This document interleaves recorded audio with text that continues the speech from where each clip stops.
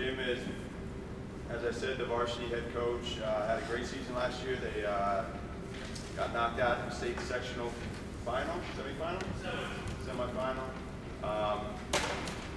Been coaching probably longer than I've been alive. So, you know, it's a really good program. I know I learned a lot last year. I wish that I had this when I was coaching 6- and 7-year-olds. So, you know, take some good points from it. Mr. Foskey is nice enough to be videotaping. We're going to get it up on the website. So, if you know you remembered something and you can't recall exactly what he said, you'll be able to go to the website and watch it again. So, without any delay, Mr. Jim McDermott.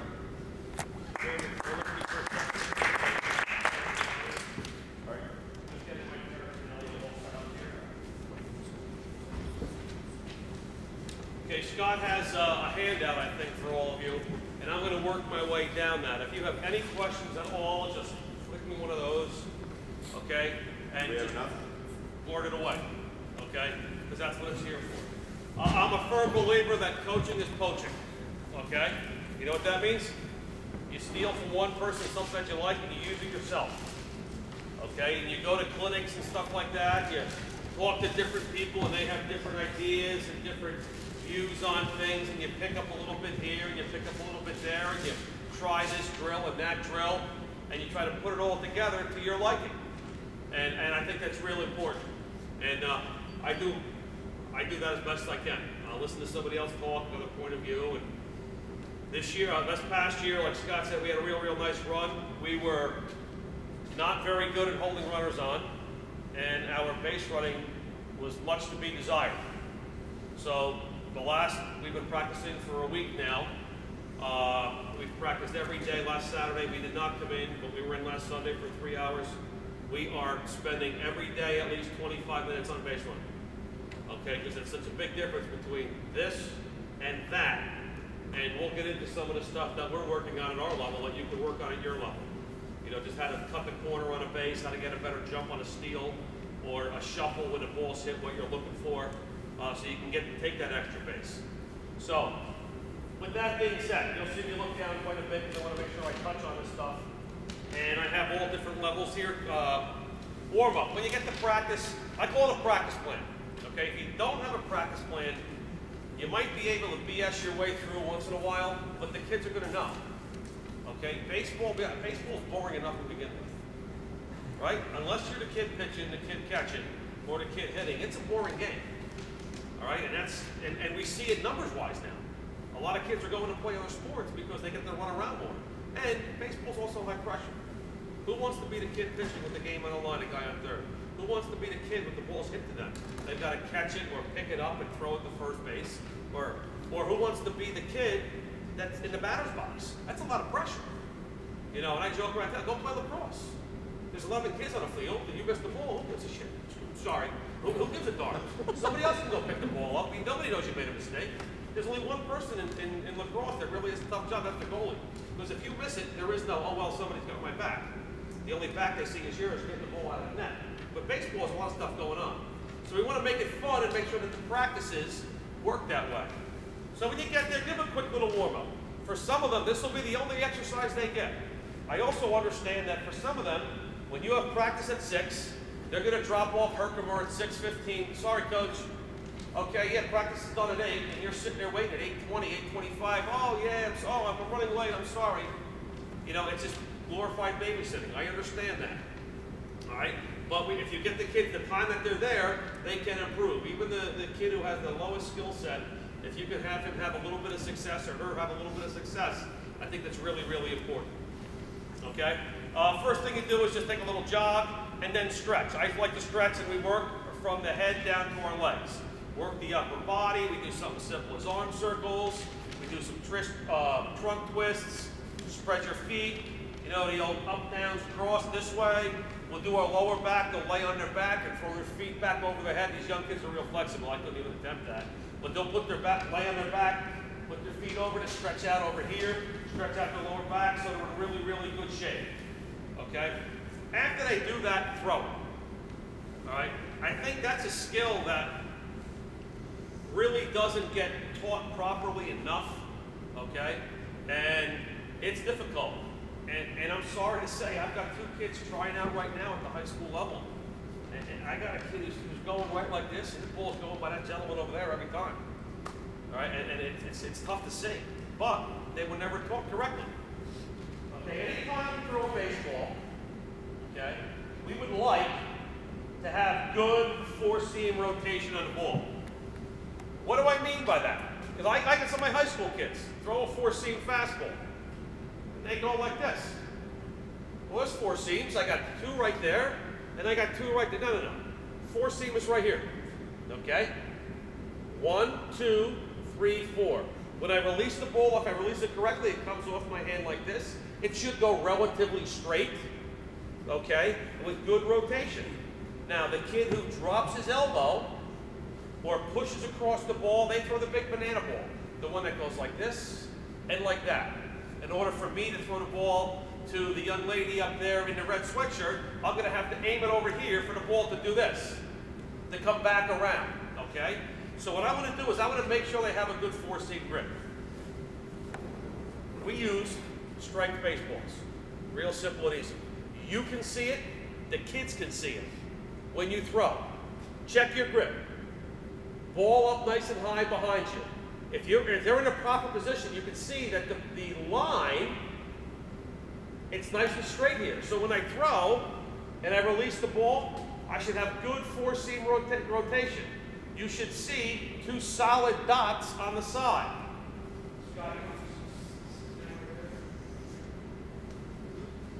I know you're in the business world, you have pampered hands, I don't want to hurt your hands. So if I go here like this, if I do this correctly and throw, you should be able to see 2 solid black dots on the side. You can see it as a coach. So if kids are throwing, they get loose, you can walk by, hey, strike ball drill, boys, get the balls out, and just have them play catch. Okay? You'll see throws like that. The kid who holds the ball incorrectly or comes across the ball, you'll see it right away because the ball's doing that.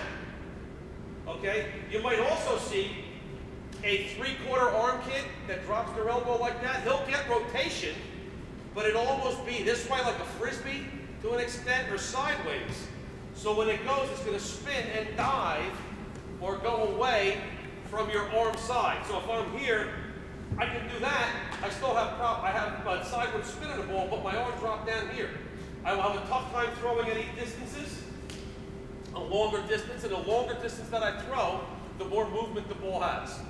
So real simple, have the kids start here, pair up your arms, okay? Because you don't want someone who has difficulty throwing and catching. If I can't throw very well, it's not going to be very beneficial for Scott, who can throw well, where he can't reach, or I can't reach him, and I'm, throwing the ball. No, hold on, it's, 5 people over.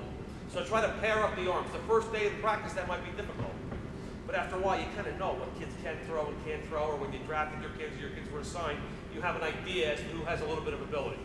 Just have them sit there. Very first couple days, we start, what time is it? My pitchers were in here this morning.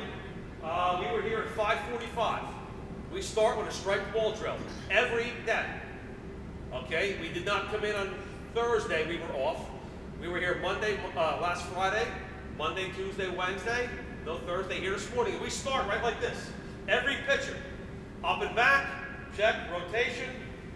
When you finish, chin over lead leg, back is flat. That's more so for pitchers, but if I'm throwing normally just to play catch, I want to make sure that the boy moves his feet when he throws, here and up there. Your elbow above your shoulder, okay? You want to get that real good rotation of the ball. As soon as I drop down, that's when the kids soar here. Mainly in here, your bicep gets really, really sore from throwing. You put a strain on it, and sometimes they get tired. They're like, oh, yeah, but my shoulder's burns or it aches. All right, that's just from improper mechanics. So start real simple, right here and there. Scott, can you come here for a second? If you have a boy, okay, or a player who really has a tough time with that, if you want to go down like on the knee, face them, and he doesn't get his elbow up and he pushes down like this, you can very simply do this. Have him get back like that. Put your hand here. Okay. Now pretend to throw the ball to the gentleman right there. to keep his elbow up, because you're going to feel the pressure and the tension of him wanting to push down and shot put or push the ball. Thank you. Okay, you'll see that. Love the striped ball drill, okay? Because you can see, like I said, you can have kids throwing at the other side of the baseline back and forth. You can see the drill from over here. Hey, Billy, get your arm up. Hey, check your grip. All right, and you'll be surprised how many kids don't know how to hold the baseball. Okay, you'll see, some spins will be going like that, and that's just telling me, hey, you know what? You're holding it two seam, either inside or that way. Okay, as your child gets more advanced, do we have anybody like Babe Ruth age, or is this all like 6th grade and under? Mix. It's a mix. I guess it's Mostly 6th grade and under, because as they get older and I want to throw a change up or I want to mess around, you can see kids break the ball or two seam with some run. You can see the rotation of the ball with this real easy, so you know what's going on. Yeah. Yes. I think what we always stress, Steve and I, when we do the 10U with travel, is the basics, very strong basics. And one of the things with the throwing is a lot of the kids, when they throw this leg, they want to almost stop it. They're almost stopping their motion, and they have to remember when the guys are starting, let that leg whip around, all that momentum, like swinging, pitching, throwing, this leg has to keep coming. Okay. They almost want to stop in mid-motion. They don't want to. You also see, as we, I gotta see where I get into this a little bit. All right, I'll work on some footwork and body positioning stuff now with the ball. You watch a lot of baseball, and then at the college level, the pro level. Show me somebody with good feet, and I'll show you somebody who can throw the ball well. Show me somebody who can dance, and I'll show you somebody who can throw the ball. Show me somebody with lead feet or runs a thunderfoot, they're going to struggle because they don't have it in here to move. You throw as much with your feet as you do with your arms. So when they catch the ball, we're going to show you a drill we'll do a little bit later. You watch kids doing this. Boom. Heel clicks. Let's go. Heel clicks. Get the ball. We're just going to move the ball around a little bit. Click my heel. Step towards my target. Make sure you're always moving in that direction. Now, as they get a little farther, they can't do that. So now, okay, we do a drill where the kids are here. And we're doing this actually on the Sunday pitching clinic, which finishes up this week. We have the kids start like this, and it's almost like a dance step. Boom. Okay, you're starting right here, right-handed thrower. Your right foot goes behind, in front, boom. And get your momentum going towards your target. Move your feet, okay? Move your feet in that direction. So real simple, it should be here if I'm going to throw up that way. And finish your throw. I'm right there. Chin, shoulder at your target. Doesn't matter if I'm fielding ball at shortstop and I throw it across the diamond. If I'm a catcher and I throw to second base. If I'm an outfielder, I'm always going to finish with my chin. If I start, my head gets out of whack a little bit, my arm drops, pop up where it's going. Okay? So that's one of the things you want to focus on when you're doing that. As you get a little older, some of your other kids, what you want to do is we used to do what's called bounce drill. Okay, and it works on footwork and throwing mechanics. So what will happen is if I start with the ball here, okay, you have a little square. And you can start at a close distance. And the first thing we're going to do is we're going to start this way. And I'm going to throw the ball to Scott. He's going to catch it. He's going to pretend to throw the ball to that gentleman, and back to me. It's a four square. Just get the ball moving, go. Boom, boom, boom. It comes back to me. I'm catching the ball in the air here. Move my feet. Boom, move his feet. Make it 2 times around without dropping the ball. Now we go bounce. Scott gets the ball. He bounces to his partner. So that's going to be like a ground ball, like a double play feed. He throws it across the infield over here in the air. That gentleman bounces to me. I field it, move my feet, I throw to Scott. 1, go around a couple times. Now we switch. All right, because now I was throwing to Scott, now I bounce to Scott. And if you have a little older level, go the opposite way. That's when you can find out who your athletes are and who your infielders are. Okay, because now the ball's coming this way, and now I've got to turn inside and move and throw. Okay, it's a simple 4 square drill. You can go bounce, straight, and then reverse. Gets the ball moving, short distance. You don't have to throw a real long distance. As they get older, okay, you have a 11 or 12-year-old team, you can go to that, you get to your bases and let it just go around. Get your catcher involved, boom. You have multiple kids. If I throw, my partner steps in behind me. I step out, he's getting the next throw. I get behind the line and I wait. After he goes, boom, I step in on the next one. And I take the feed and I get the ball going. Real simple drill, but you can get a lot and you can evaluate a lot based on that. Okay? I said arm, elbow up, fingers on top. You build arm strength by playing long toss. Okay? That doesn't mean hook man ball. You want to toss. Start nice and easy. You want the ball not on a line, but a little bit of an arc to it and keep moving back. Now, maybe I can't reach my partner. Okay, we're getting to a point where I can't reach in the air. I don't want to throw him a moon ball. I don't want an infield fly being thrown there. I'm going to throw him a one hopper that's going to land right here. Okay, so that's going to force me to extend on my finish out here. When we throw the ball, you want to get out in front. Okay, not behind and not under the ball. I call it, a couple of pizza throwers. The guy makes the pizza in the dough and he throws it in the air like this. Some kids throw the ball like this, so it's always going up, and it's not going here, out and finishing out in front. Okay? So that's one of the things you want to look at when you go. Then I have written down here throwing game. All right, make it competitive. Even at the littlest level, we do a throwing game, point game, play and catch. If I'm playing with my partner, maybe I played a 15. 3 points if the throw is right here. 2 points if the ball is in the frame of my body here. 1 point there. Nothing. Some kids are competitive, they're going to do this. Oh, I was out. Ball was right. No, I was out. Played a 15. First person to 15 wins. Loser, maybe they have to do 5 baseball push-ups, put the ball on the ground, go down, touch it with your chest and up.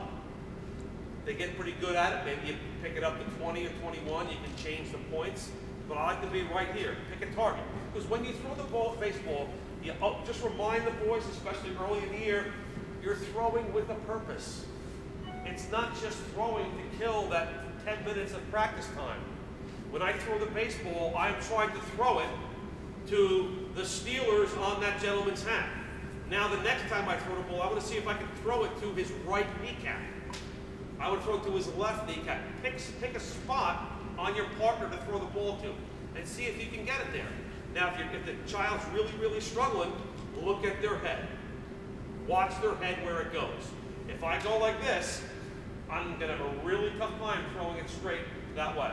If I can keep my eyes focused right here, boom, I can sit there and the ball's going to go in that direction. Okay? So the kid who might be struggling quite a bit with the point game, have him work on his head going right towards his target or his partner. Okay? When you're doing this, you're playing catch, you're not pitching. Kids aren't sitting there and taking their time. No. We're throwing the ball. Move my feet. Get back, catch the ball, and go. I'm going to get into to right-left field, right-left throw in a second, but that's just something that we use to get our feet moving. When I field a baseball or when I'm throwing a baseball, once I catch the ball, it's right for right-handers, right-left throw. Say it to yourself as you catch the ball, okay? Catch the ball, okay, hey, right, left throw. Now, when we get into the ground ball part, I'll get into greater detail.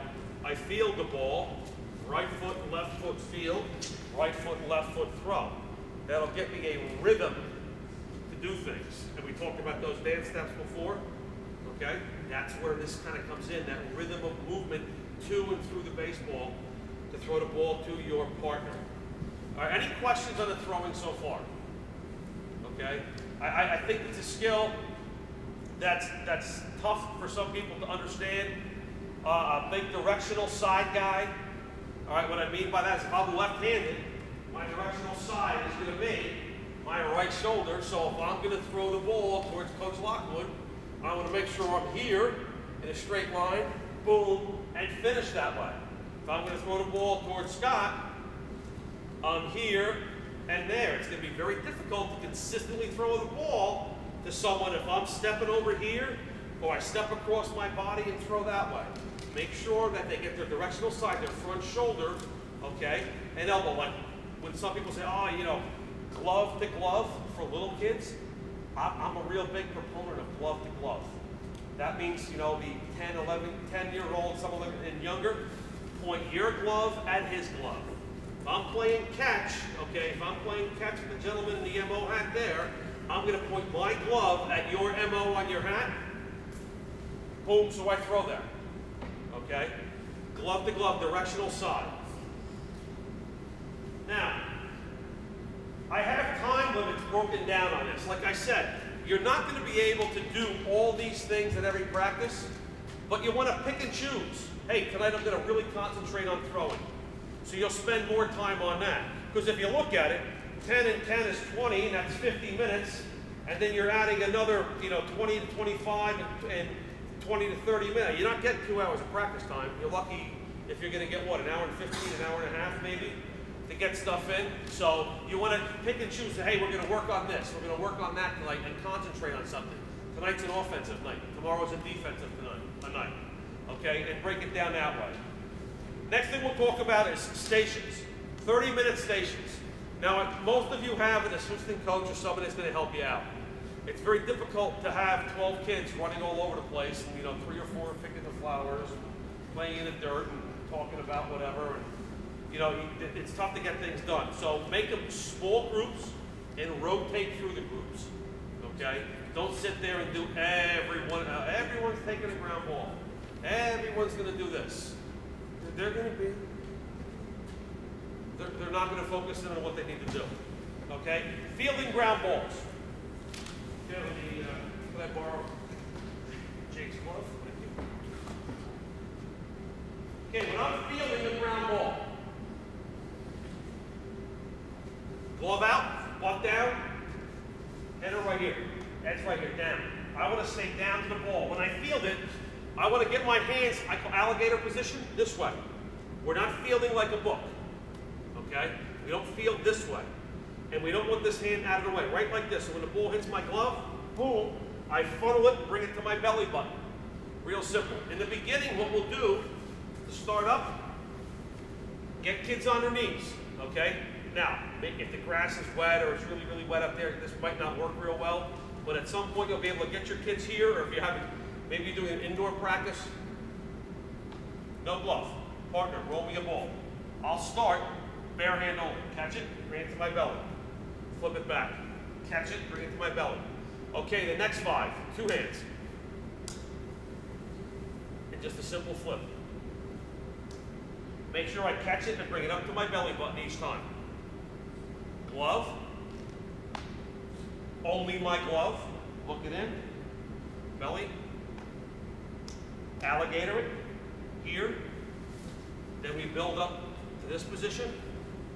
And you're only getting maybe 4 or 5 per kid, but you'll see the kids with the good hands that can field the ball and bring it into their belly and understand what they need to do. Most kids are afraid of this thing.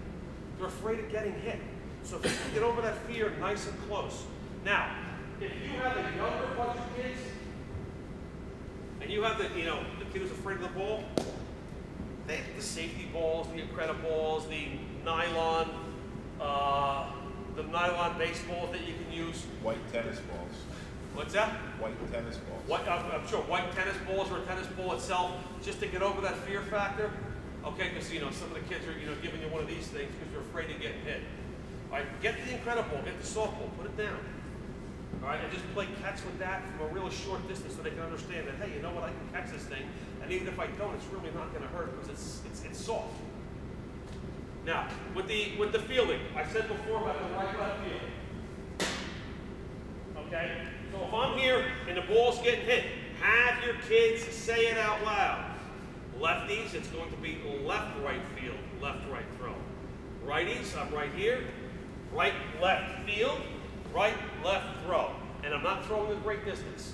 Say it out loud, because if they verbalize it, they'll remember it. And what's the rule of thumb if you have to do it 3 times before your body can actually remember it? So if I'm giving a kid 5 ground balls, there's a pretty good chance that he's going to understand and remember the next time I hit him a ground ball, I'm right here, move my feet, right, left field, right, left throw. Mike Shepard, the baseball coach at Seton Hall Prep. Anybody know who he is? National powerhouse, right? One of the best high school teams in the last 25 years. This guy puts them out year in, year out. Dad was I coached with the old man at Seton Hall University for a couple of years. I was fortunate to do that. The son's now the head coach there. The other son's the head coach at Beaubeard. The brother-in-law is a national coach, Team USA coach at Blankmeyer at St. John's. Okay, baseball's in their family. And I learned probably 20 years ago from Michael, who was a year older than me when we went to Seton Hall. I didn't play there, wasn't good enough, but he played and we were pretty friendly back in our college days and talked a little bit. And then when we got out, he started coaching right away when he got released from the Astros. And I went and he came when I was at Fairleigh Dickinson and we did some infield drills. And he would have the kids, and I never thought about it until he said this, is he would have kids count out loud the hops on a ground ball. 1, 2, 3, 4. Hold on. Keep your head down. Keeps your head down and your eyes where? On the ball. So he'd have kids get back and just bounce with the ball. 1, 2, 3, 4, and go. I have to track the ball in because I'm counting the hops. All right, real good drill.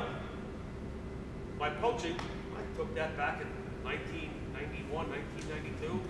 We use it now. Okay, hey, count drill, here we go. Boom, ground ball. 1, 2, 3, 4, boom. In the gym, a little bit easier because the ball's rhythmic. Turf, ball bounce is pretty good. You get some of these cow pastures you play on. It could be, you know, the ball bounce, 1, boom, it's over your head. But it gets them to track the ball as they're fielding it. Okay, so use the, verbalize it, count the hops, nice and loud so everyone can hear it, and it will keep their heads down. Okay, that can be one station, the ground balls. All right, make sure that they move their feet. Fly ball work, 2 hands. Okay, make sure they use 2 hands. Try to get the players at an early age used to catching the ball on their throwing side shoulder. What do I mean by that? So many kids catch the ball here or catch it like that. Now, when they're trying to throw the ball to the next base to catch somebody, now they catch it like this. Now they go 1, 2, 3, 4, throw it. Well, I'm taking 4 steps. The base runner's not stopping. Okay? Try to catch the ball right here, under throwing side shoulder each time. Catch the ball above your shoulders. As soon as I drop my glove down below my shoulders, I lose sight of one of the 2 things. Either the ball for a second, because I'm down here, or my glove. If I'm up here, I can track this very easily both ways. I can see the ball going back. I can see the ball go into my glove.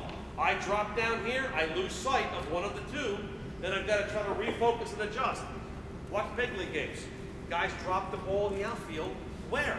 When they're cruise control out in the outfield, boom, and they catch the ball down here. Very rarely will they drop a ball above their shoulders. Okay, so try to get them to catch the ball above their shoulders, throwing shoulder. Now, why throwing shoulder? I catch the ball here, 1, 2, and I'm running the ball. Real simple, get across the gut, throw them the ball. As a coach, just sit there and throw them nice and easy. Use the incredible ball for the kid. You have, even at the younger ages, maybe a T-ball or just getting out of T-ball, use wiffle balls. Nice simple wiffle balls. Use your white tennis balls. Get them used to 2 hands right here. Throwing side shoulder catch, big arm action, big C when you throw the ball. Okay, when we throw, outfielders make a big C. Infielders, okay, make a medium C, and catchers make a real small C, because it's right here. Boom, to get rid of the ball, real quick and easy. The outfielders, big C, drop the arm, good angle. Catch it on throwing shoulder, step through, and release the ball high and out in front. Okay? That's one of the simple things to do with fly balls. Above shoulder, big C. Fly ball communication drill. Okay? Happens all the time.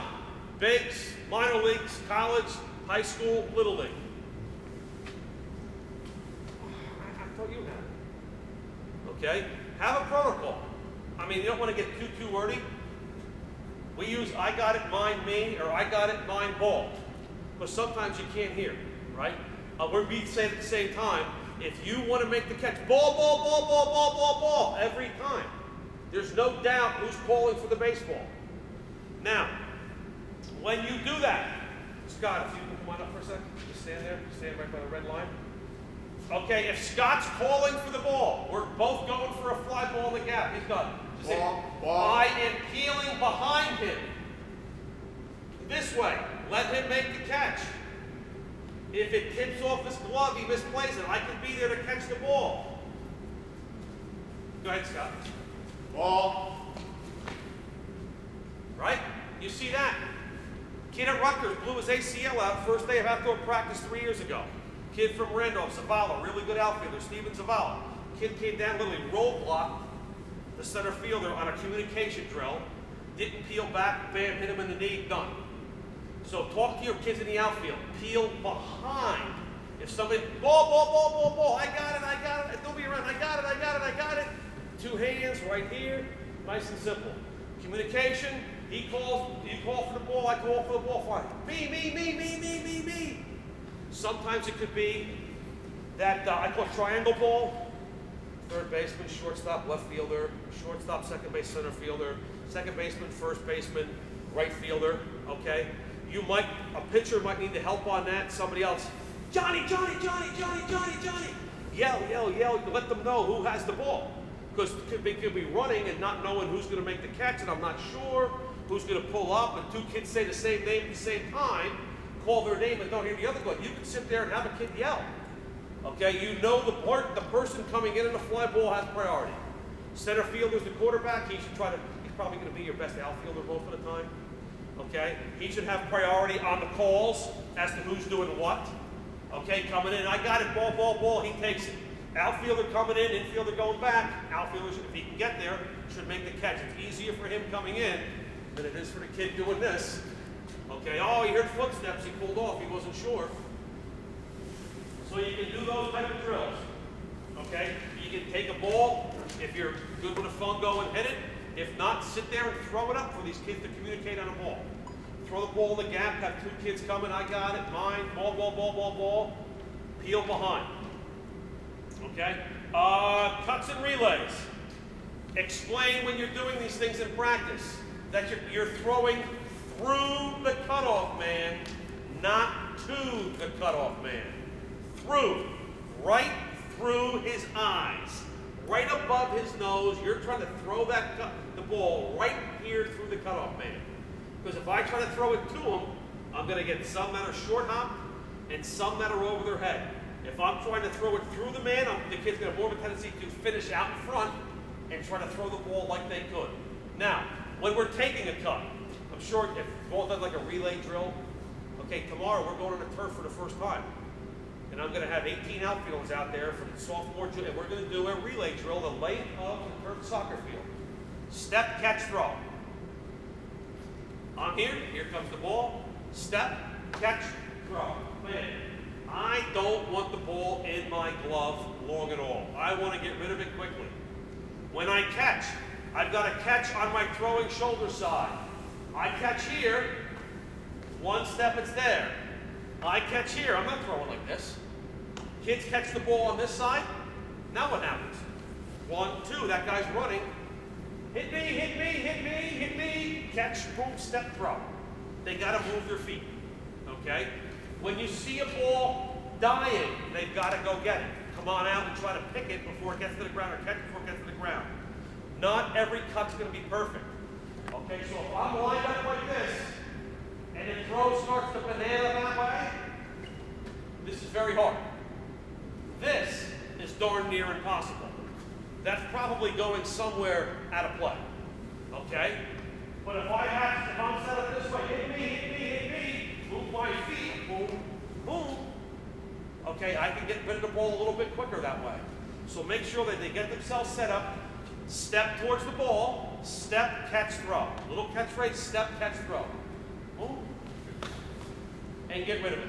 Probably the best person I've ever saw do cuts was, until he roided out, Ray Ordonez with the Mets.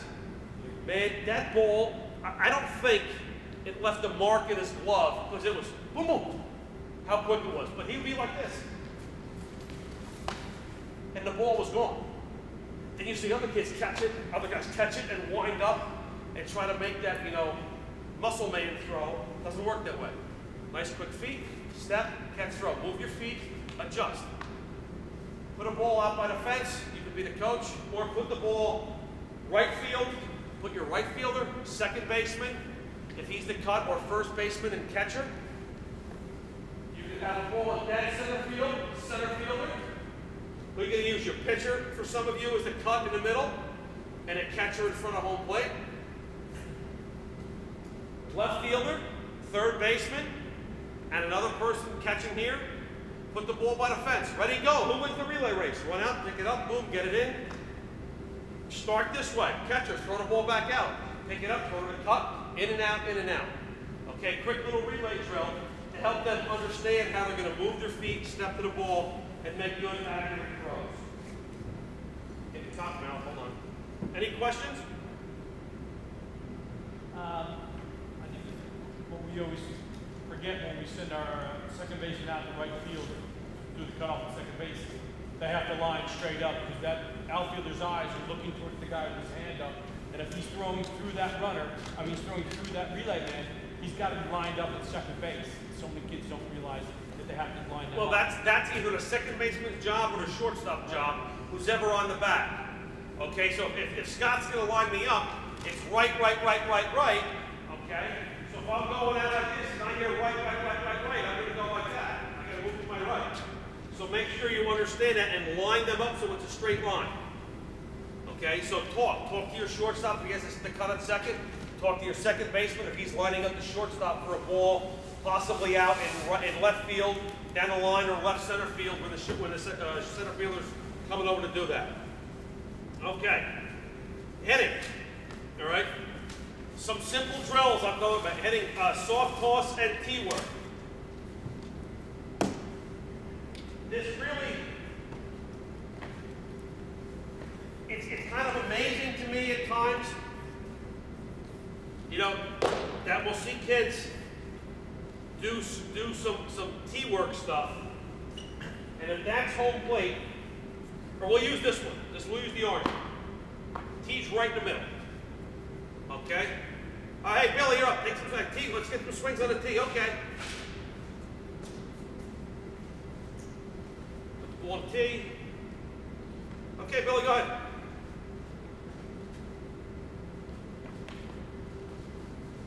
And then he swings like this. Okay? And he's happy because he hit it. Okay? But now look. The ball's right with his belly button. Whenever you hit the ball off the tee, all right, when we're doing simple tee work, you want the ball in front of your front hip. I want it here. Okay? How close do I get to the plate? Okay, touch the outside corner. If I do it that way, can everyone see the plate? If I touch the outside corner, you know what? A little better. I touch the outside corner, and then now I swing. Man, I just sawed myself off, big time. Now, what happens is that kid does this on a tee and hits under it, and he hits a couple moon shots, or you see the tee that gets hit. All right, put the ball in the front. You touch. You want to get technical? Touch the inside part of the plate, put the ball in the middle of your thigh. Doesn't matter the bat. Doesn't matter what size bat I have. The little kid will be a little bit closer, which is fine. Now, that ball's in the front part of the tee here. When I make contact on the tee, I can barrel that baby up, and that's what I'm looking for. When you hit off the tee, especially at a young age, your job is to hit the ball right back up the middle. Okay? If you're in a cage or a screened-in area, you're trying to hit the L screen right in front of you. You're not looking to pull the ball. We don't want to hit balls up on top of the netting or hit pop-up, especially off the tee. I'm trying to get proper angle of the bat and ball, okay? So if I'm here I want to get my hands in this spot. Now, how do I hold my hands? Something simple. Door, knocker, knuckles. Today, my assistant coach, Pieper, was going through, and he was amazed and appalled at how many sophomores came in with muscle man grip. Like this. Okay? You are not fluid. Okay? Sure, if the ball's right up here, you can hit that pretty good. Okay? But we don't want that. Door, knocker, knuckles. Okay? Nice and relaxed so I can whip that bat head through the ball. Get the contact point and whip the barrel and bat head through the ball. Door, knocker, knuckles. Okay? Right here. Put the bat down. Boom. Rest the bat on your shoulder. Okay? Now, there's not a one-way-fits-all type of method to hit. There are different styles, different approaches, but I'd say almost every person gets pretty close to the same spot when they're getting their hands to come into the contact zone. Right? Some of you, a couple guys, they're like this, they're like this. A couple guys start like that, and then they dive in. When they're ready to hit the ball, they're all in the same spot, or pretty close to it. Both elbows are bent, their hands are inside the ball, and they're getting it on the barrel. Okay? Those of you who remember Tony Gwynn, I went to a convention, or it was a fundraising event, and they were raffling off one of his game-used bats. There was one mark on the bat where he hit the ball in the same spot every single time. Go check a kid's bat now. Man, there's 50 ball marks in 50 different spots. They're not getting their hands to the good spot when they hit the ball. Okay, so I want to get my hands set up correctly. The ball's off the T-work. I'm going to get T-work in now, off my front hip. Take my step, I'm in a good position. I'm right here, strong. I turn, I rotate towards the ball this way. You'll hear my hips lead my hands. My hips lead my hands. Okay, some people say squish the bug. Another way to say that, I'm a guy here in town, I've learned probably 85% of my baseball from a guy named Lee Saris. He's a scout with the Reds, really high-end scout, not like, he's a big time guy, and I coached with him for, probably 10 years at the college level and stuff, and I actually help him a little bit now. But he's taught me so much, and his big thing is drive your back knee down towards your front ankle. Bam, down this way. You go watch videos of guys hit, man, that power position, those elbows are bent, that back knee is right here. A couple years ago, Pujols was on that roll every single swing, man. His back leg was a perfect backwards L. His front leg was that. Boom, pops a knee here, bam, and then afterwards, yes, a couple guys would get to there, or their leg would turn out, but at contact point, stiff front side, drive back knee down towards the front ankle, like this, and drive through the baseball. All right, good things with T-work. Get there now. Most places aren't going to allow you to hit a baseball against the bat, or they should never let you hit a baseball against the netting by home plate or anything like that. But you can get wiffle balls to hit off a tee. You can get the super soft balls to hit off a tee. You can hit tennis balls off a tee. Okay, anything that you can hit with to get some hand-eye going is fine. You don't want to hit baseballs because then you get the netting and the fencing is all bent and stuff like that. It looks like that. And you have the big gap on the bottom and you wonder why the ball always goes out of play because people have been taking softballs against the side. You don't want to do that or hitting a T-ball against there. So get a proper ball that you can use or hit or doing it against the side of the batting cage. So I'm here once again, I stride, my hands are in a good position, door knocker knuckles, pull that knob, barrel's right here, and finish. I think at this level I'm not going to get too much involved on inside pitch and outside pitch. A little bit, some of your older guys, briefly. The difference is this. The inside pitch I hit before it gets to the plate. 6 to 12 inches before it gets to the plate.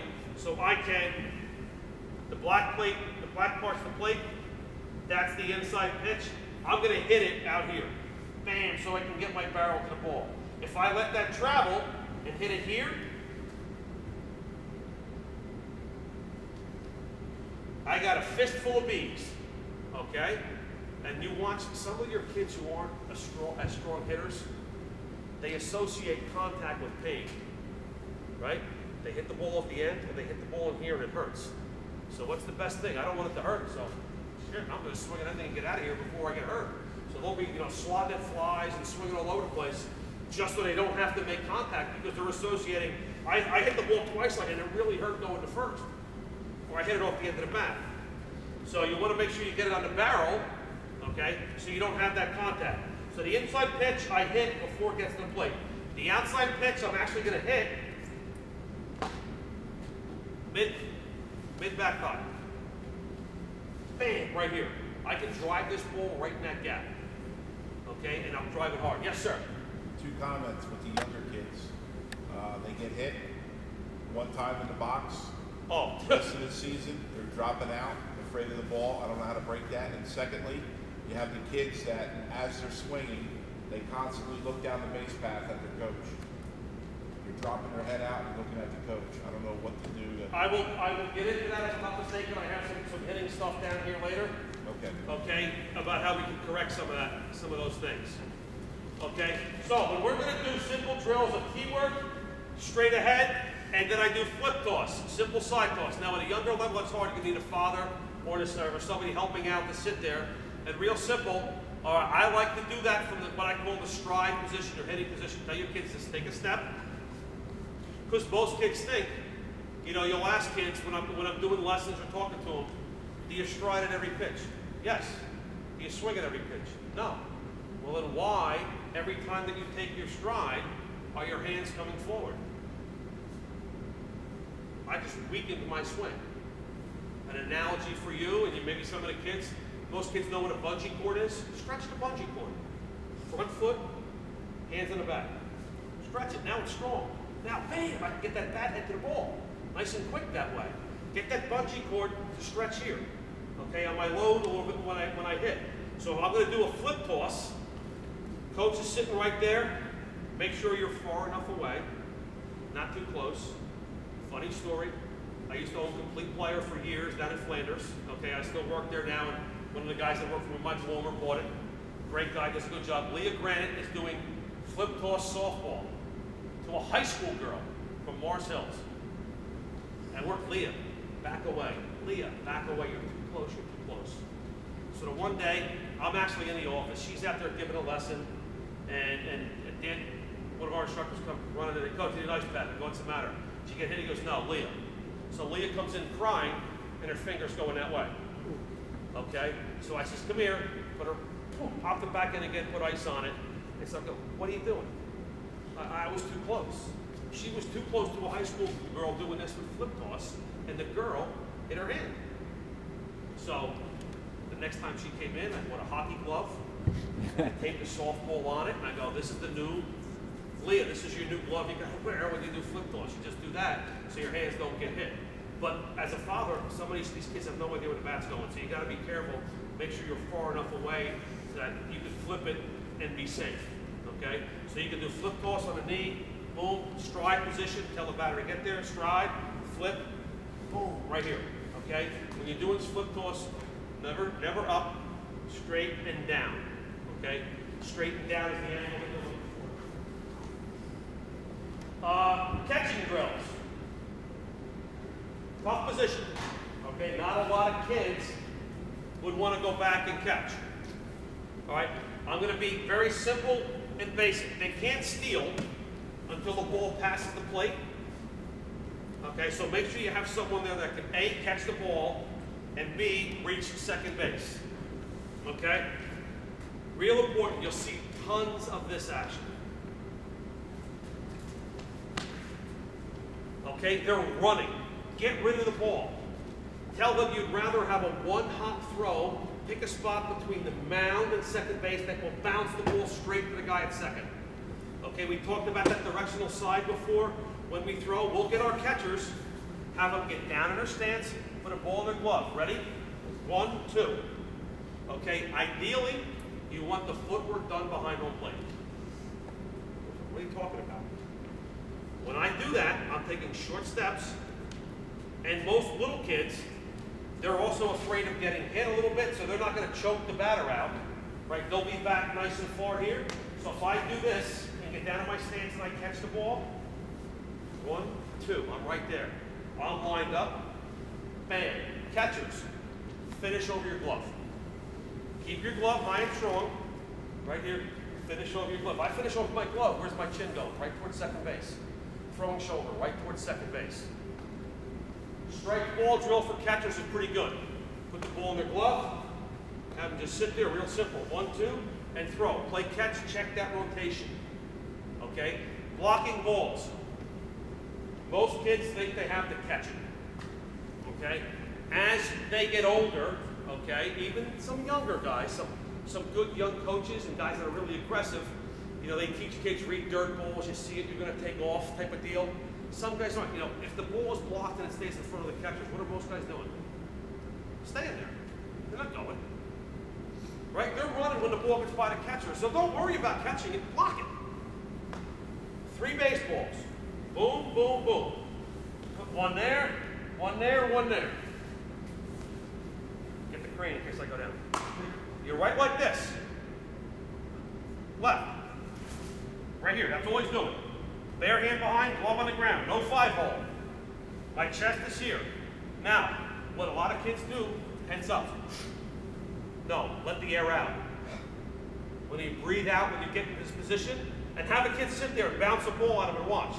Hold your breath. Your chest is high and tight, chest protector's against it, chest protector's hard, ball hits, bounces away. Breathe out. Ball hits, dead, drops down. Okay, so breathe out when they're blocking a ball, right here. Always have their belly button pointed when they block to the center of the plate. So I'm going to keep the ball that way, because some kids will slide out over here, like this, and the ball hits, it's kicking that way. But if I'm here, I can still block that ball and keep it inside, and keep it in front of me to keep that runner from moving on. When it gets by me, they're off to the races. Okay? Little simple things you can do, put 3 baseballs down, have the catchers work on that. Not everyone's going to be a catcher, not everyone's going to want to do that. But as you're going, you might take literally 5 minutes, 10 minutes. Okay, hey, catcher's over here, 5 minutes of some skill work. Boom, boom, boom. While you're doing that, somebody else can be working with the other guys, or maybe you ask the 2 catchers or 3 catchers, can you come 5 minutes early to practice, or stay 10 minutes one day? You don't want to kill them and drill them. As you get older, you know, you can be like a psycho coach, and you just sit there with a baseball and a fungo, and you hit fungos at the catchers, and you make them sit there and block them. Okay, that works too sometimes. All right. Pitching mechanics. Okay. Everybody's favorite. Now we talked about throwing, and now we're going to work a little bit more on mechanics. I talked before about chin over lead leg and back flat a little bit. Balance is the key. Okay? Let the least amount of moving parts for the young kids the easier. You're not worried about going from the stretch. You don't have a glove-to-glove time, how quickly you can get the ball into the catcher's glove, all right? Because they're not going to be going. Have them get set. We'll start early with pitchers. 3 leg lifts. Balance. 1, 2, 3. Now, some kids will struggle. They'll have to put their foot down. Other kids will be real simple. They won't touch down. When they lift, if you notice, I want to tell them, lift my knee to my belly button, not my leg. A lot of kids will watch TV and think they're going to mimic somebody there, so what they'll do is they'll go like this. They'll lift like that, and I arch my back. Now I come here, I throw like that, the ball goes like this. And I'm very inconsistent when I pitch. So what I want to do for my pitching mechanics is I want to come set, 3 leg lifts. 1, 2, 3, stride to here. Okay, I'm in this position. And when I finish, right, chin over my lead leg, back flat, throwing shoulder at my target. You can do this 10 feet away in the beginning with your pitchers, just to see what type of arm action they have, to see what type of rotation they have with the striped baseball, and to work on mechanics. After 5, 10 times. Then real simple, 1 leg lift. Balance. Count to 1,000. Go. 1,000. 1,000. And go. The kid who can't hold that balance is going to have a really difficult time being consistently near a strike zone. And you know what that level is. Sometimes that's a strike, and that's a strike. But that kid who's here, bouncing here, I still think at the Little League level, I remember as a young kid umpiring, you know, Little League games. Man, if that kid can't catch, you're in a heap of trouble. Because you're in fear of your life back there. Because any ball down, you're ducking and guessing. Oh, that looked like a strike when it left his hand. So, hey, make sure the kid can catch a little bit, but have your pitchers get near the strike zone. They like that. Those guys will give you a nice, big, wide strike zone. So our mechanics. Here. Now, some people want to do wind-up. I just think wind-up for a young age, there's too many moving parts to get screwed up. And, well, I'm going to pitch like so-and-so, and he stands like this. And so-and-so stands that way, and so-and-so stands over here. No, get right in the middle. Come set. Another good thing to do when you're working with your pitchers early, okay? Go out to the mound, take your foot, straight down the rubber, straight at home plate. So the line lines up straight down the middle with home plate. So that now, let's say my line is going that way. My pitcher will work down the line. Here, here, and finish. Okay, it's a visual for you and a visual for them.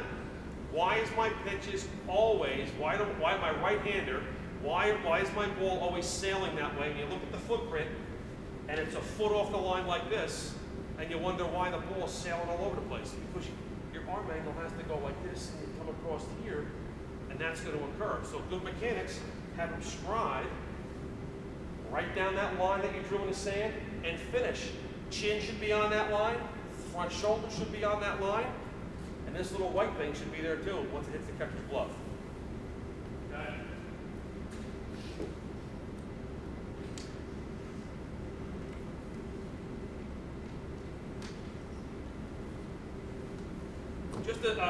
Just another throwing drill that you can use with the pitchers.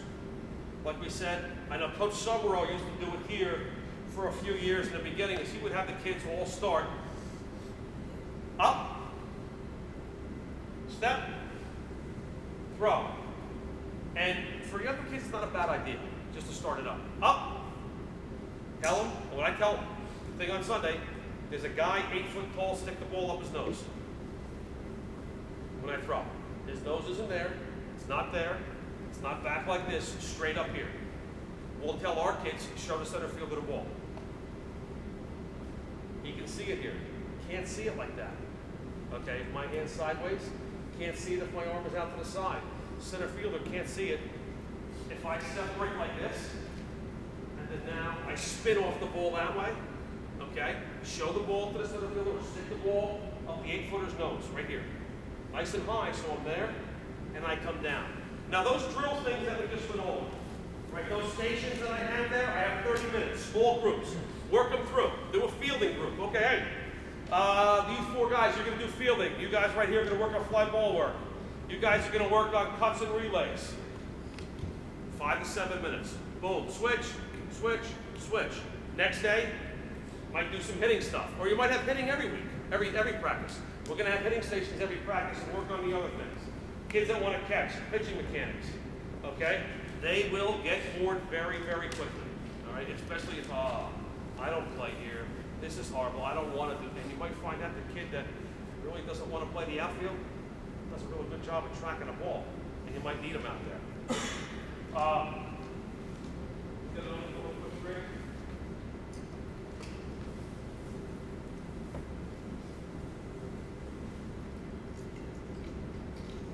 Herkimer stinks. Not very good. Okay? He's afraid of the ball. Can't throw, doesn't pay attention. Where do you play him? You gotta play him. Where do you play him? Outfield. Outfield? Ball gets hit to him, that's 3 bases. Third base. What's that? Third base. Ball gets by him, that's at least 2 bases down the line. How about second base? The center fielder can catch his mistake or cut it off, and so can the right fielder. weak kid, not very good, hide him in second. First baseman can get some range that way. Even if he knocks the ball down, he has a nice short throw. Most people throw him in right field. God forbid the ball gets into him, forget it. You better send somebody else out to pick it up, because when he goes like this to throw the ball and it goes backwards, we're in trouble. Okay? Just a little tidbit. I see a lot of guys put the kid in, they hide him in the outfield. Second base, great place. Got two other guys behind him that pick the ball up and save him. Okay? A little coaching insight. All right, situation games. Okay? Do that in practice. I say, 20 to 25 minutes. Simulate it. You can do it off a tee. Okay? You can break up into tee. Maybe you have 12 kids. Outfield, infield, hitting. Okay? My team's up. Scott's team is on the infield. Lockwood's team's in the outfield. Okay, let's go. Put the ball in the tee. Here's the situation. Make it happen. I'm up. My other kids, runner at first base, situation simulated, so they know what's going to happen. What are you going to do when the ball's hit to you? Who's going to go where? Okay? Rotate. Go. Outfield to infield. Infield here. Let these kids understand that they need to know what's going on around them, not just say, well, I only play here, I only play there. If the ball's not hitting them, they don't understand what's happening. So rotate them through and simulate what's going to occur. Name a number of outs, the innings, the score. Okay? You can do this yourself if you want and just fungo the ball out to various spots to see how they're going to react. Okay? Every time a ball is put in play, all 9 players should be moving somewhere. Never, ever, ever should people be standing around in baseball, because you don't know what's going to occur. They need to be backing up. They need to be backing up in the proper spots. Okay? Let me clarify that. Last year, I take the junior legion kids. That's all the freshmen. Okay? When we're playing in the first week of junior legion season, because I want to see what we have coming up the next year. And we pick a kid off, or whatever it is. There's a rundown between first and second base. So I said, we're okay. I got a first baseman there, my pitcher's there, my second baseman and shortstop, and my left fielder's coming in to back up. Okay? So unfortunately, the throw's going, it's like throw 20. And then the throw from my first baseman gets by my shortstop, and my left fielder's there backing up. The only problem is my left fielder is standing on the infield dirt. The kid at first scored. And I'm going, I can't believe what I just saw. Well, what are you doing? Oh, coach, I never knew I said, you've got to back up. You've got to keep your spacing and your distance all the time. Some stuff you think is minute and routine, they have no idea what you're talking about. So walk them through certain things. Every time the ball is hit, ball's hit to the third baseman. Right fielder, you're running over. Center fielder, you're coming in. Left fielder, you're moving in and over in case the ball gets by him.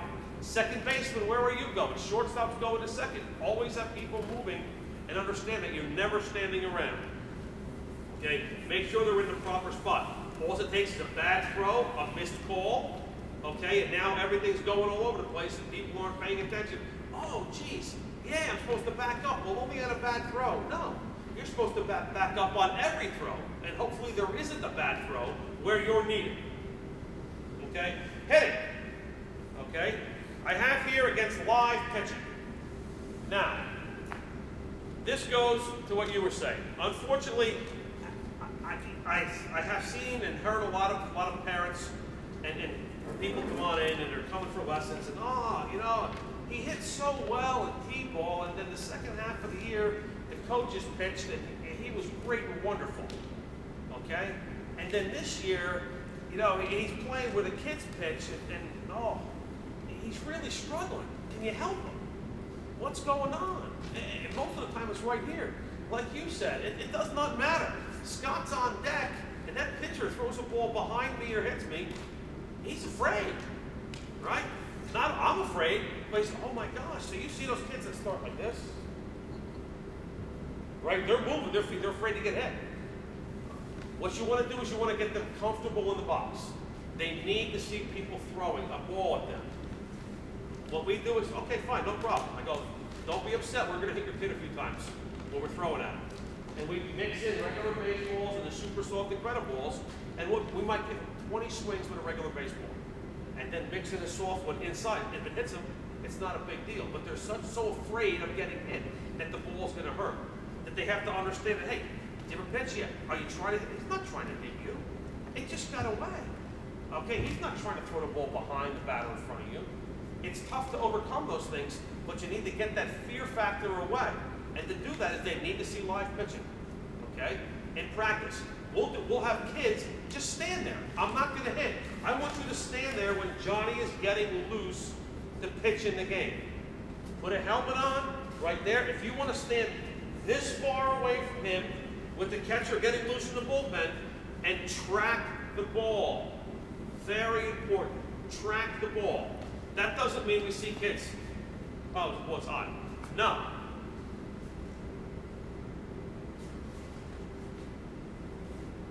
Watch the ball, have them track the ball all the way to the catcher's glove. Okay, that starts from 6 years old. Have them take 5 or 6 pitches in the beginning just to track to see what. Now, hey, that ball's coming at me. Okay, how do I turn when the ball's coming at me? Right, that ball's inside. Most kids would jump out of the way like this. Right, my son was, we had just moved to Long Valley, 9 years old. Okay, long time ago. Lefty. Never faced a lefty pitcher before in his life. They needed him to play in, some travel game. He's down in, I don't know, Flemington or something like that. He gets up, some lefty throws a fastball up and then it gets away from him. He's never seen a lefty before. He goes like this, bam, right in the mouth. I mean, it was disgusting. Blood, fat lip, blah, blah, blah. I'm not there. My wife's get a phone call, hey, you got to come to get your son. He got hit. Not looking real good. You need to go to the hospital. So, long story short, we go get him and come back. I'm like, but what happened? You're 9 years old. He goes, Dad, yeah, but as soon as I saw the ball coming at me, I froze. I never faced a lefty before. So I go out, okay. So I go and I buy the face mask and Dad, I'm not wearing that shit. He goes, just, you throw at me a few times and I'll get used to it. So we went to the cage and did a little bit, but something simple as that, they don't know how to turn. It's just, remember, it's this. Bring the back down and turn that way. Hit you in the hiney, hit you in the back.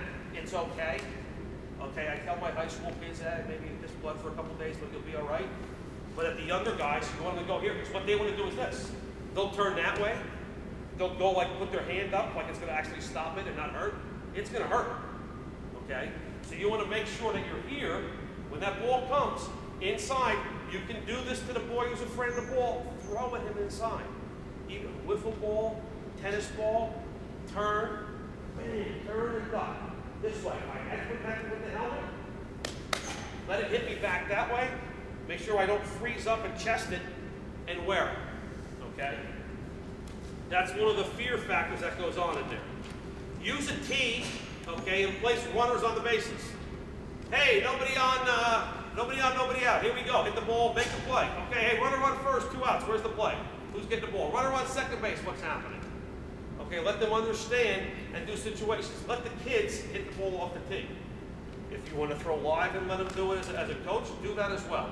But they need to understand when the game is moving and the players are moving around, that's a real good way and a real good teaching moment that they can get some live BP. We'll do a game where, like it says on here, put a runner on third base, maybe a break up into 3 teams. That infield, outfield, and the team that's up. Okay, I'm pitching. All right, Scott, your team's up first. Runner on third base, less than 2 outs. What's your job? Get the run home. Okay, here we go. Boom, 3 swings. Next guy, 3 swings. Next guy, 3 swings. The base runners, you're reacting to the ball. Put a runner on second base, less than 2 outs. Same thing. React. Let the runners understand, hey, ball hit in front of me. I've got to see it through before I cross over. Okay? Rule of thumb. If I shuffle off and the ball's hit at or behind me at second base, I go to third. If you want to do this without just you hitting fungos or you hitting ground balls, for the runners to get used to seeing that, do this in a BP situation. Okay, so that they understand on what to do and how to go about doing that. Base running, okay? Next thing we'll talk about is a little bit of base running. How do I touch the base when I'm making my turn? What foot do I use?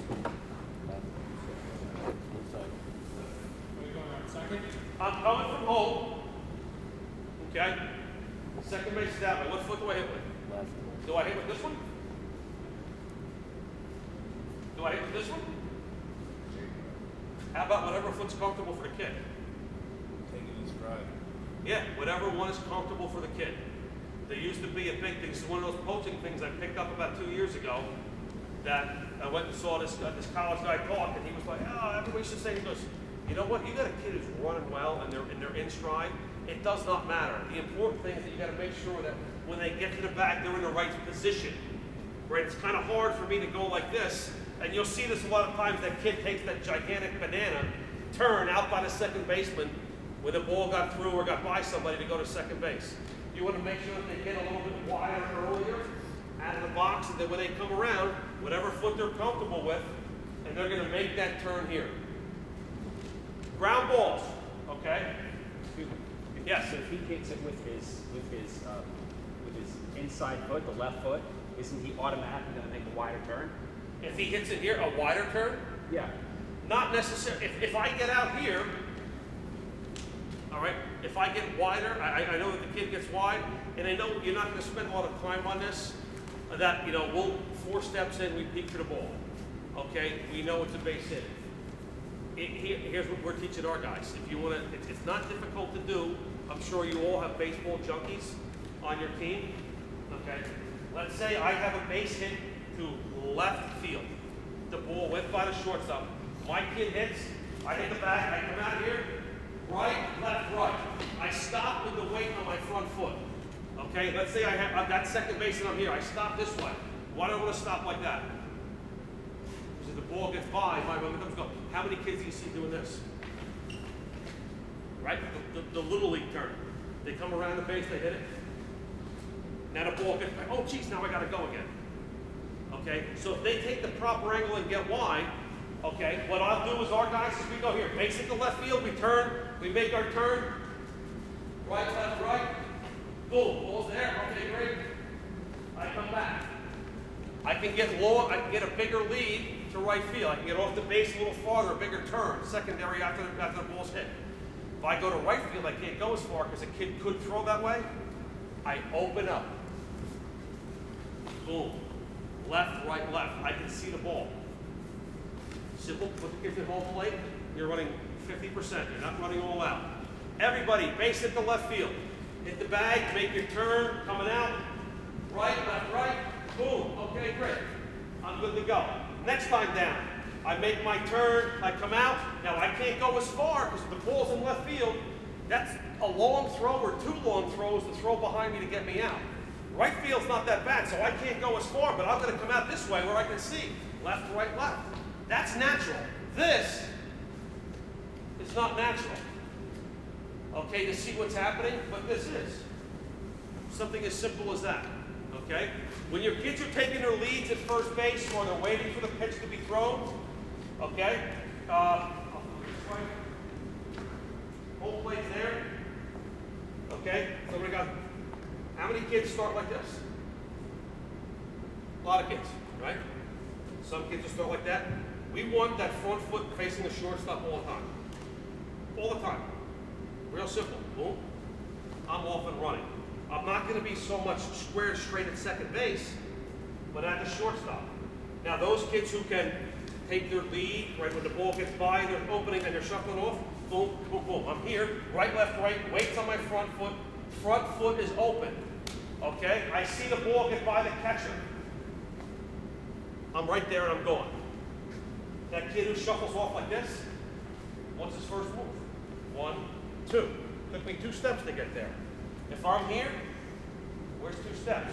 1, 2. I'm safe, you're out. Turn that front foot, open it up, toes towards the shortstop at first base. You're at second base, same thing. Toes towards, not directly in this way, that's second base, and I'm not here, I'm right like this. I'm opened up a little bit. That little bit of angle on my hips will make it easier for me to clear, okay? The other thing we'll do is we start, like I said, base running was my pet peeve this off season, and we're working our tails off on it. I will stand right here, like this. They have to come at me full speed. As soon as they hit the bag, okay, We want to step here. We never want to step on top, and definitely not there. You'll be out for 2 or 3 weeks if you do one of those. They get here, short, choppy steps, break down, do not make contact, peeking over my right shoulder. Every time I want to peek over my right shoulder on a ball, I'm not sure. Short hop, bad hop, first baseman knocks it down, blocks it, whatever, the ball stays there. Where you going? Nowhere. When the ball goes over there, the kid's taking off. He can't see that unless he's looking. So every time he breaks past the bag, we don't want you hitting the outfield grass.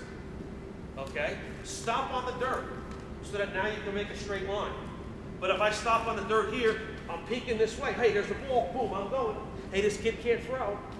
All right, I know the first baseman doesn't throw well, or the coach knows he doesn't throw well. Short, choppy steps. Peek over that outside shoulder right here, so I know. So if I don't see the ball, he either caught it, or if it's a bad throw, it's in front of him. I'm not going anywhere anyway. Anyway, where am I turning? Out. Hit back to the back. Always turn to the foul line. Turn towards the foul line. Turn in and walk back. They get a little older, somebody can tag you out and pull you out. I'm not sure they really follow up on that at your level, but it's a habit to get into. Turn to your right shoulder, turn to the foul line, and come back around the bag. Okay, we do home to first, home to second, get right early. Work on first to third, okay? Pick up the coach, 4 strides in, look at the coach. Here, stop, hold the bag, have the kid going, okay? We, at the high school level, we're very aggressive on the bases. And we have some very, very good speed again this year. We'll run. We've sold 15 bases in a game last year. We run. You hit the ball in the gap. I like, you're going until we stop you. You're not stopping until we send you. You know, go. You're gonna go. You're waiting for me. You're not gonna stop and look for me to send you. You're going until I stop you. Have your kids be aggressive on the bases. When the ball starts to get thrown around, good things usually happen, especially at your level. Okay, the circus tent comes up with this and this and this, and it ends up somewhere. Okay, but have the kid coming up in the second base, look for the coach, bam, let's go. I don't give you a stop sign, come hard, round it hard. Second to home, okay, same thing, come down, belly out, tight angle around the bag, home to home. Emphasize proper form when they run. A lot of kids you see, they run like this, they run like that. You know, the speed and agility stuff starting to get pretty big even at the younger ages. And I had a pretty good analogy for the younger kids a few years ago. Take a chip from your hip. Okay, I'm not going to crush the potato chip. Chip. My fingers, nice and smooth. Here, chip from your hip as you run. Okay? It relaxes my hands. You don't want to run here. You don't want the kid that runs like that with their all tensed up. You want to be nice and relaxed. Tell them, take a chip from your hip as you run. Nice and smooth, good form. Opposite arm, opposite leg. Boom. You don't have to run full speed. Tire them out. Hey, you're running 50%. Run through the bag, short choppy steps, peek over the outside shoulder. Okay, great. Everybody wait here. Everybody at first base. Boom. Okay, ball gets thrown. We have a guy in the mound, throws the ball home. I clap. Bam, base hit, shuffle, ball's hit. Bam, first to third. Start at third. Work on tag-up plays. Tag up at third base. Okay? Base runner gets like this. Get back to the bag. Do not look at the ball. You're looking at home and you're waiting for the coach right here to say go. Or whatever term you want. Okay? Too many kids go like this. They're looking for the bag. They're not sure. You run back to the bag. Put your foot in the bag. Practice this in practice. Have the kids get away. Okay? Ball's hit. Fly ball. Back. Go. And have them work on just a simple tag up. Okay, because kids get down like this, and I didn't know the ball was going to get caught. Most of the time in the outfield at your level, if the ball hits the ground, you're going to score. Okay? But get them back here by the bag. Boom, even if they catch it, you have enough time. Get on the bag. Look. Don't look at the ball. Look down. Look at home. Wait for the coach. Go. And take off. Okay? If time permits at the end of practice, do something fun. Play a game, make it competitive, run the bases for time. I do a thing, we do the hit game, okay? Base running game, you can have guys start on each base and try to lap each other. The hit game, put the ball or throw BP, break them up into groups. The team that gets the most hits wins or something like that, or, you know, If you buy a bag of gummy bears or something, some piece of candy or something to that effect, let the kids be a little competitive. You know, right now everybody gets a trophy. There's winners and losers in life, okay? We want to be winners. You know, we start practice with a drill every day, a winning or a losing drill. Hey, your partner beat you throwing 25 push-ups. Oh, that's that. Beat them next time. All right? We play a game. You don't play to a tie. You play to a win. So, but play something fun at the end and have the winners get rewarded. Or hey, okay, you guys got to pick up the bases. The losing team picks up the bases, or picks up the equipment or something to that effect. But have it fun. Make it competitive. Okay? And you can also, hey, you know, this is not. Hey, you're going to go with that kid. Divide them up so you know the teams are relatively even, per se. Okay? Boom, boom, boom. Another thing that we'll do, I have on here, knock the ball off the tee. Good throwing drill, okay? Good for accuracy. Put the ball on the tee, all right? Put the tee up in the air. Maybe you put the tee by home plate, put your players at shortstop on the grass. Hit them ground balls. Who could knock it off ball to ball? Not bouncing at the tee, ball to ball. I got to throw a ball that hits that ball and knocks it off the tee. Oh, hey, great, hey, we got 3 points. We did it 3 times or whatever it might be. Make it a little bit fun. That brings me back to one other drill, okay? I'm going to talk a little bit about hitting. The kid with the looper.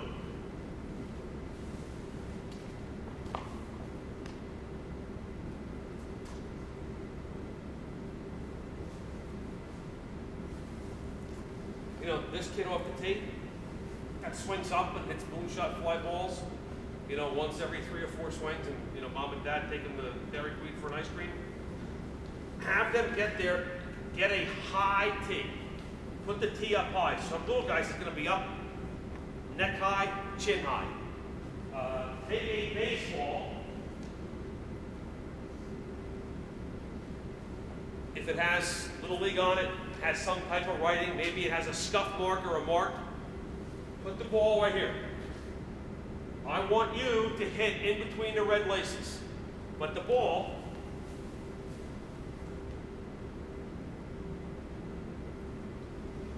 high. I'll never get to it like this.